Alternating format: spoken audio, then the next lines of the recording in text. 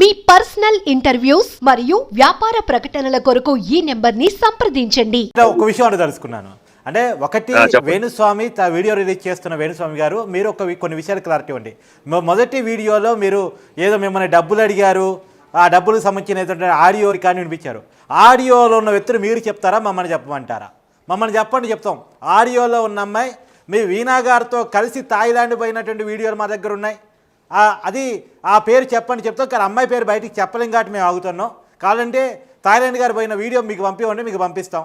తర్వాత ఎవరైతే అమర్ ఉన్నారో అమర్కి కావాలంటే ఇప్పుడే కాల్ చేద్దాం. నిజంగా మూర్తి గారు డబ్బులు అడిగారు లేదా? అతను ఎప్పుడో 2018లోనే TV5 వదిలేశారు. ఇప్పుడు రకరకాల యూట్యూబ్ ఛానల్స్ తిరిగి ఇప్పుడు కొంత ఖాళీగా ఉంటున్నట్టు మనకు తెలుస్తూ ఉంది.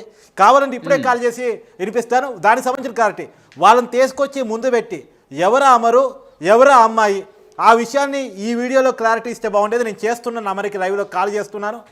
లైవ్ అమరు లిఫ్ట్ చేసి మరి డబ్బులు మూర్తి గారు అడగమన్నారా, అవన్నీ కూడా మనం మాట్లాడే ప్రయత్నం చేద్దాం.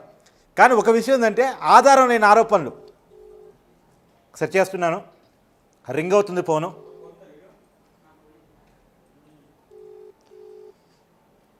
సో ఫోను ఇప్పటికైతే లిఫ్ట్ చేయట్లేదు. గతంలో కూడా మనం ట్రై చేసే ప్రయత్నం చేసాం, అప్పుడు కూడా లిఫ్ట్ చేయలేదు. కానీ లైవ్లో ఫోన్ చేసి చూద్దామని చెప్పేసి లైవ్లో కాల్ చేస్తాను, లిఫ్ట్ చేయట్లేదు. మన నిజమైనప్పుడు మీడియా ముందుకు వచ్చి చెప్పొచ్చు కదా, ఆధారాలు చూపించవచ్చు కదా, డబ్బులు అడిగినట్టు, 5 కోట్లు అడిగినట్టు.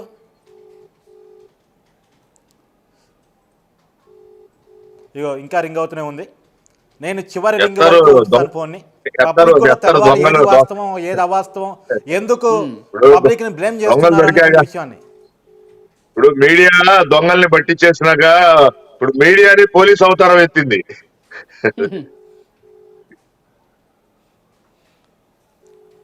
చూశారు, లిఫ్ట్ చేయలేదు.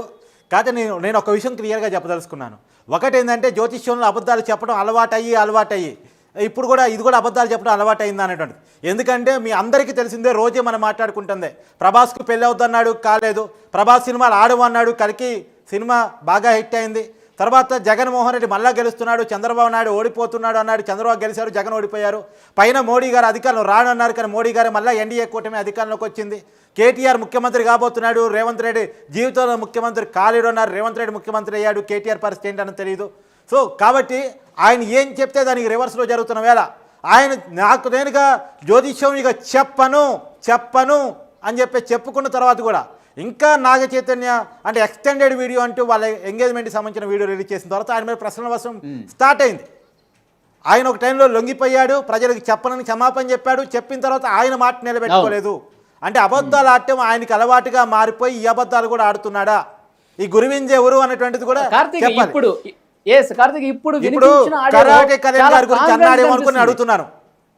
చాలా కాన్ఫిడెన్స్ గా మాట్లాడిన పరిస్థితి మనం చూసాం. గురువింద గింజ అది చెబుతూ ఒక నెల రోజుల తర్వాత అన్ని విషయాలు చాలా క్లియర్ గా మాట్లాడుకుందాం అని చెప్పి. ఎందుకు అప్పుడు ముహూర్తం ఉందా? నెల రోజులకి ముహూర్తం ఉందా? నెల రోజులకి ముహూర్తం ఉందా?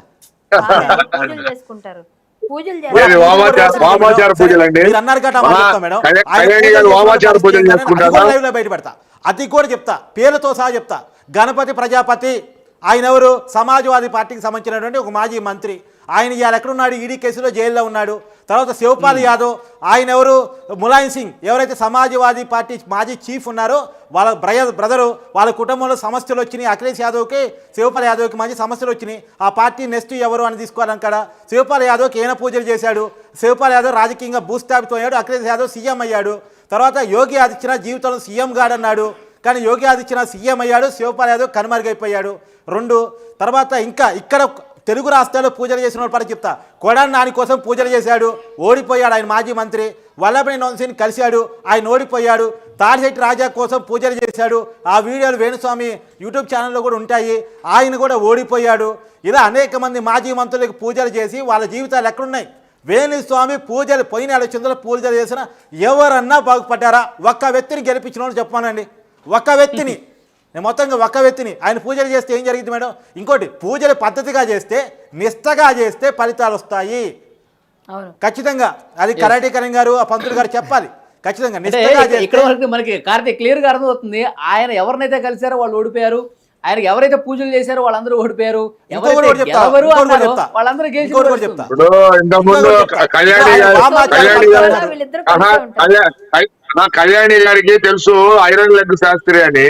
కళ్యాణి గారికి పాప చనిపోయాడు ఆయన చనిపోయాడు. ఇప్పుడు ఈయన ఐరన్ లెగ్ స్వామి, ఈయన అయ్యో ఐరన్ లెగ్ వేణు అసలు స్వామి. వామాచార పద్ధతి ఏంటి దాని మీద కరాటి కరణ్ గారు పంతులు గారు క్లారిటీ ఇస్తారు. కానీ నేను ఇంకా నాకు తెలిసిన విషయాలు చెప్తా. దక్షిణాచార పద్ధతి ఏదైతే ఉందో మనం సహజంగా వాడే పూజా పద్ధతికి ఆపోజిట్ గా చేసేది వామాచార పద్ధతి. అంటే గుడి చుట్టూ ప్రదర్శన ఒక రకంగా చేస్తే రివర్స్ లో చేయటం, లేదు ఒక పూజలు ఒక పద్ధతిలో చేస్తే అంటే సహకారంగా ఒక పద్ధతిగా నిష్టగా చేస్తే ఆ నిష్టకు వ్యతిరేకంగా చేయటం వామాచారంగా దాన్ని స్టార్ట్ చేశారు. కానీ అది కరెక్ట్ కాదు, అది హిందూ పద్ధతి కాదు అనేటువంటిది ఆది శంకరాచార్య నుంచి ఈ రోజు వరకు ఆ పోరాటం జరుగుతూనే ఉంది. ఈ పద్ధతుల మీద అనేక రకాల పోరాటాలు జరిగా ఇది హిందూ పద్ధతులు కాదు, ఇది ఖచ్చితంగా వ్యతిరేకం. ఒక టైంలో మేడం భారత హిందూ మత శాస్త్రాల్లో ఎక్కడా ఈ పద్ధతి గురించి లేదు. కాదు సాంప్రదాయాల్లో ఉంది తప్ప పద్ధతి శాస్త్రాల్లో లేదు. శాస్త్రం కానిది సాంప్రదాయం అయింది ఎట్లయింది అంటే ఒక టైంలో ప్రజల్లో అనాగరికత లేదు విద్య లేని తనంతో వాళ్ళ యొక్క దాన్ని క్యాచ్ చేసుకోవడం కోసం కొంతమంది తాంత్రికులు ఈ పద్ధతుల్ని వాళ్ళు ఎంకరేజ్ కావడం కోసం స్టార్ట్ చేసుకున్నారు. దీని మీద హిందూ మతం చాలా పెద్ద ఎత్తున పోరాటం చేసి సంస్కరించుకుంది. ఆ సంస్కరించుకున్న పద్ధతులని అవే హిందూ పద్ధతులని అవే గొప్పయని అవి పూజా విధానాలని తను ప్రమోట్ చేసుకుంటా ఉన్నాడు. ఇది కరెక్ట్ కాదు. దీనికి సినిమా ఇండస్ట్రీని వాడుకున్నాడు. ఆయన 1990లో సినిమా వేషాల కోసం సినిమా ఇండస్ట్రీకి వచ్చాడు. భట్టాచార్య దగ్గర అసిస్టెంట్గా చేరాడు. అసిస్టెంట్గా చేరిన వచ్చి సినిమాలో కొన్ని వేషాలు వేసుకొని సినిమా వాళ్ళు మద్యం దాగిన టైంలో మాట్లాడుకునే మాటలు విని దాన్ని తనేదో కనిపెట్టినాడు, జ్యోతిష్య రూపంలో చెప్పడం స్టార్ట్ చేశాడు.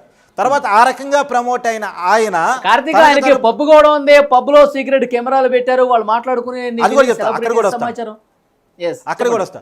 అక్కడ నుంచి స్టార్ట్ అయినటువంటి వేణుస్వామి ప్రస్థానం తర్వాత ఎదిగి అది సినిమా వాళ్ళకి ఏంటంటే కొద్ది నమ్మకాలు ఎక్కువ ఉంటాయి సహజంగానే.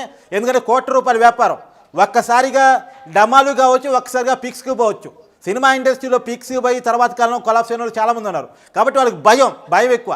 వాళ్ళ భయాన్ని బలహీనతని ఆసరాగా తీసుకొని తను 5 చెప్తే 2 నిజమయ్యాయి అనుకో, ఆ రెండింటిని బాగా ప్రమోట్ చేసుకోవడం వేణుస్వామికి వెనతో పెట్టిన విద్య. మీరు అన్నావు కదా కాన్వెంట్గా చెప్పాడు ఇందాక కూడా. ఇప్పటికీ ఇంత డమాల్లో ఉన్న కాన్వెంట్గా చెప్తాడు, నటిస్తాడట. ఆ కాన్వెంట్గా చెప్పడం ఆయనకున్న విద్య. అలా చెప్పడం మొదలెట్టుకుని తర్వాత డబ్బుతో పబ్బు పెట్టుకున్నాడు. పబ్బు కల్చర్ స్టార్ట్ అయ్యే రోజుల్లోనే పబ్బు పెట్టుకున్న వ్యక్తి వేణుస్వామి. సో ఒకనాడు జూబ్లీహిల్స్లో ఇల్లు లేదు, కానీ ఇవాళ ఇల్లు ఎక్కడి నుంచి వచ్చింది, ఆయనకి ఫామ్ హౌస్ ఎక్కడి నుంచి వచ్చింది, ఆయనకి పొలాలు ఎక్కడి నుంచి వచ్చాయి, ఇవన్నీ చెప్పాలి సమాధానం. ఇవన్నీ సమాధానం చెప్పాలి. ఇవాళ ఏదో 5 కోట్లు నా దగ్గర ఎక్కడి అని చెప్పేసి 5 కోట్లు నన్ను అడిగారని చెప్పేసి అని చెప్తున్న వ్యక్తి దానికి ఆధారాలు చెప్పలేకపోయిన వేణుస్వామి ఆయన ఆస్తుల కన్నా కనీసం ఎలా వచ్చిందని చెప్పాలి. సరే అది పక్కన పెట్టేస్తే ఇవాళ ఆయనకు ఆస్తులు ఎలా వచ్చాయని చాలామంది బాధితులు నీ కాల్స్లోనే చెప్పారు. ఒక యూఎస్ నుంచి కాల్ చేశారు, ఆన్లైన్లో పూజలు చేస్తా అని చెప్పేసి 4 లక్షలు అడిగారని చెప్పేసి. దుబాయ్ నుంచి కాల్ చేశారు, ఆన్లైన్లో పూజలు చేస్తా అని చెప్పేసి, పూజలు చేశారని 6 లక్షలు వసూలు చేశారని చెప్పేసి. ఈ రకంగా సంపాదించి డబ్బుతో ఇంకోటి మళ్ళీ పబ్ గురించి మాట్లాడుకుంటా ఉన్నాం నువ్వు అడిగినట్టు. ఆ పబ్బులో